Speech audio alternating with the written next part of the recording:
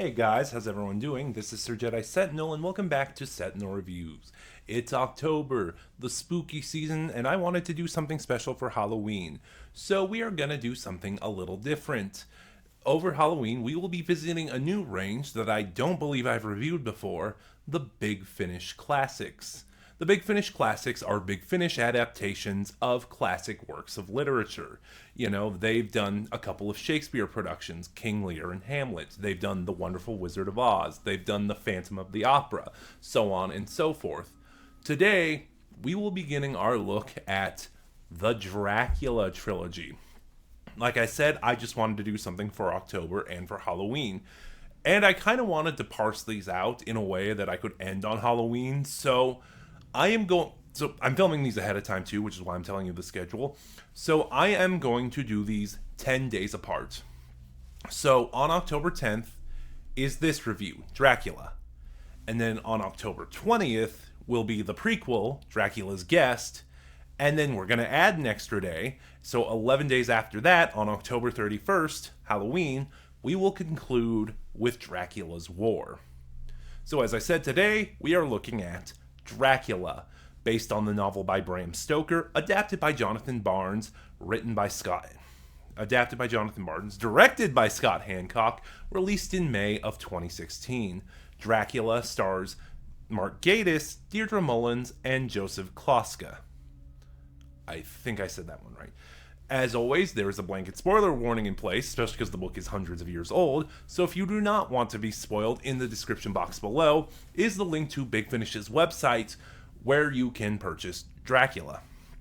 And it's a decent adaptation, I do want to say. I only recently read the book, or listened to an audiobook, for the first time, so I listened to this while it's fresh in my memory. It's a fairly faithful adaptation, which is something that not a lot of Dracula movies do. They do take creative liberties. Like, I think the most faithful film is Francis Ford Coppola's film with Gary Oldman, and even that takes some liberties. Like, it includes this origin story for Dracula about how he was actually Vlad Tepes, Vlad the Impaler, and he became a vampire because he renounced God. And there's also this climactic fight scene that doesn't quite happen in the same way in the book, but that's just an example of what I'm saying.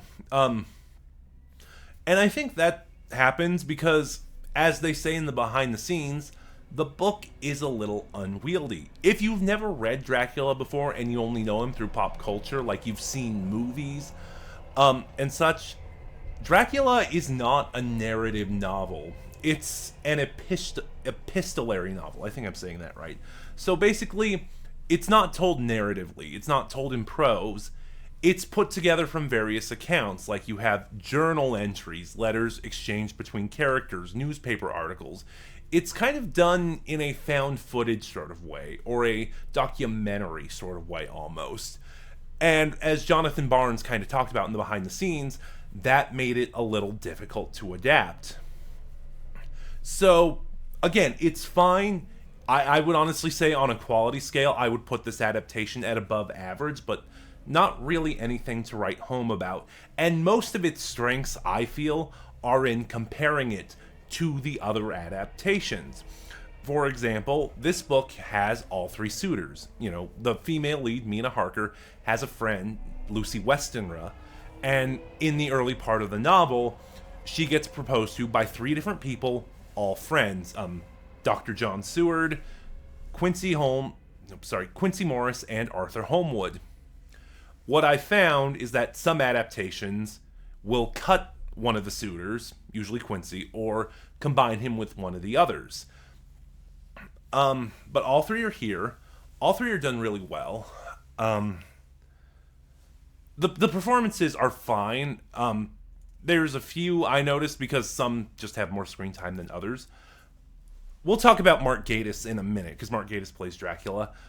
Deirdre Mullins as Lucy Harker probably gives, I think, one of the best performances in this set. As does Nigel Betts, I believe, who plays Van Helsing.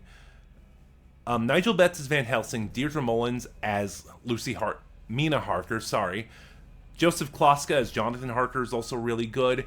And Mark Gatiss as well. Actually, you know what? I will talk about Mark Gatiss as well.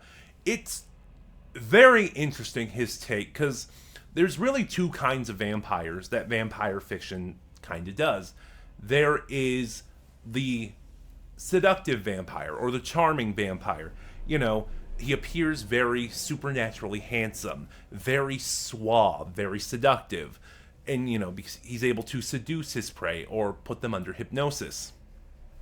And then at the other end of the scale, there is the monstrous vampire, much more inhuman, bloodthirsty. He is essentially an animal. He sees humans as prey. Well, both vampires do, but you get the point I'm getting to. Now, it's interesting because I kind of learned this recently. Historically, vampires used to be an allegory for plague. And really, it was the publications of Carmilla and Dracula that kind of changed that symbolism into something far more sexual. Like, here's the thing. Dracula as a book is full of subtext, especially homoerotic subtext. Like, one of my favorite scenes, if I can be a little blunt, the gayest scene in the book is the scene where Dracula saves Jonathan from being attacked by his brides. Like, just the way Dracula phrases it, like, leave him be, I told you not to touch him, he is mine. And then the brides similarly say, how can you be so uncaring? And Dracula responds, while looking at Jonathan, I am capable of love, and I will love again. There are so many ways to read that scene.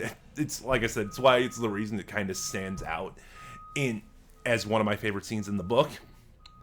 And then, if you've read Dracula, it gets really, really horrific. Anyway, sorry, that was a bit of a tangent. So, the point I was getting at, it's weird that, you know, Dracula is one of the groundbreaking novels that, again, changed the symbolism of a vampire into something far more sexual. Because when you read the book, Dracula actually falls into the extreme of being a more monstrous vampire. Like, again, aside from that one scene, he is far more predatory. He's far more vicious. Also interesting of note, if you only know Dracula through movies and pop culture, is how little he actually appears in the book. Like, the first portion of the novel, where Jonathan Harker goes to his castle, that is the most he is in the novel. Like, later, after that point, he shows up maybe, let's see, not shapeshifted, I should add. Let's see, he feeds on Lucy. Mina catches him feeding on Lucy. He attacks Lucy and her mother. Or does he do that? I'm not going to count that one. He confronts the vampire hunters. The vampire hunters barge in on him turning Mina. And then, like, the final confrontation. He only, after the first portion of the novel where Jonathan Harker stays at Dracula's castle, he only shows up 4 more times. So, but to this adaptation's credit, you do feel his influence whenever he's not there. And there are additional scenes here that the book only implied that are here. Like, actually, this adaptation does the Demeter sequence, which is really nice. Actually, earlier this year, I saw The Last Voyage of the Demeter. Great movie. I really recommend it. So, and when I learned that a lot of adaptations either ghost over it really quickly or just cut it out altogether, like, I was really happy to see it here. And so we get that. We get Dracula attacking Mr. Swales, sort of an a cantankerous old man that Lucy and Mina meet in Whitby. A few days after Lucy and Mina meet him, he's found dead in the morning. We can imply what happened, but this book actually portrays that happening. And Dracula killing Renfield. So there are additional scenes like that in the book. This adaptation also does make some, again, just looking at the novel, some necessary changes. So, yeah, I said necessary changes, and now I can't think of any. Well, so for one, actually, I'm just gonna talk about some of the changes. I'm gonna erase that necessary I just said, and I'm just gonna talk about some of the changes. So, in Quincy Morris, one of the suitors, has a little bit more personality in this adaptation. Like in the novel, he's just kind of there, and actually, as far as the epistolary form of the novel goes, he only has one letter. So like everything else, Jonathan Harker's journal, Mina's journal, Dr. Seward's journal, and stuff, they're recounting these exchanges they had with him, but he never really gets any of his own. So we don't really get a lot of his character. I'd say out of all of them, he's the one who doesn't have any character except for American. So here they give him more. They also give him this added plot element that he's been having nightmares, premonitions of his eventual death. Similarly, I don't know if it was like this in the book because again, I did an audiobook, and with audiobooks, you're always kind of getting the way the actors are reading it. So, you're getting their intent, their interpretation of the prose, rather than kind of forming your own. But, like, one of the things this novel does is that this adaptation, I keep saying this novel, one of the things this adaptation does is it kind of makes things a little more tense, a little more easy. Like in the novel, the vampire hunters, Jonathan and Lucy Harker, Van Helsing, and then the three suitors, they're all very gung-ho about hunting down Dracula. They're all in agreement about everything. And this one, again, and in this adaptation, there's a little more tension. Like Van Helsing is prone, in the novel, to making these very sort of rude jokes, if I'm being honest. And everyone kind of just shakes them off and has a laugh. Here, some of the characters, especially Quincy and Arthur, do take offense to the things he says. Or another big sort of adaptation change and sort of the disagreement of the vampire hunters as a way to ramp up tension. So in the book, Mina Harker kind of feels sympathy for Dracula. This creature who has lived for so long, he doesn't feel anything but hunger anymore. She expresses sympathy. And, again, in the novel, the vampire hunters are like, okay, we never thought of it like that. We can't agree, but we can kind of see where you're feeling about that. Here in the novel, Jonathan gets really angry about her sympathy for Dracula. And actually, as we build up to the climax, Jonathan even starts drinking very, very heavily.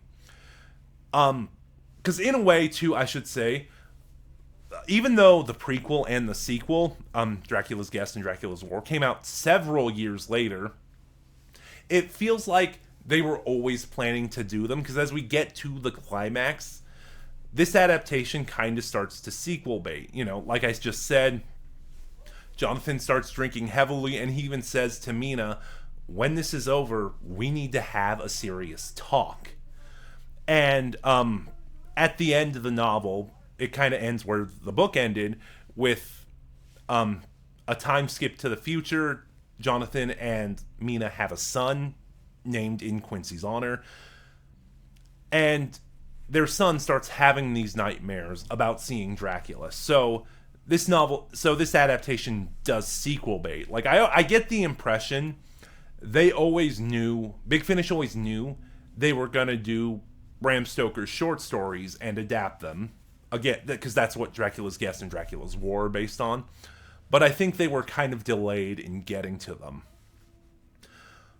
But yeah, I really have nothing else to say. Dracula, again, is above average. It's a great adaptation, but really just nothing to write home about. I do recommend it. It is a fairly faithful adaptation, and it's got great performances, especially from Mark Gatiss and Deirdre Mullins. And that's really all I have to say. So join me again in 10 days' time when we will look at the prequel, Dracula's Guest. This is Sir Jedi Sentinel, and come freely, go safely, and leave something of the happiness you bring.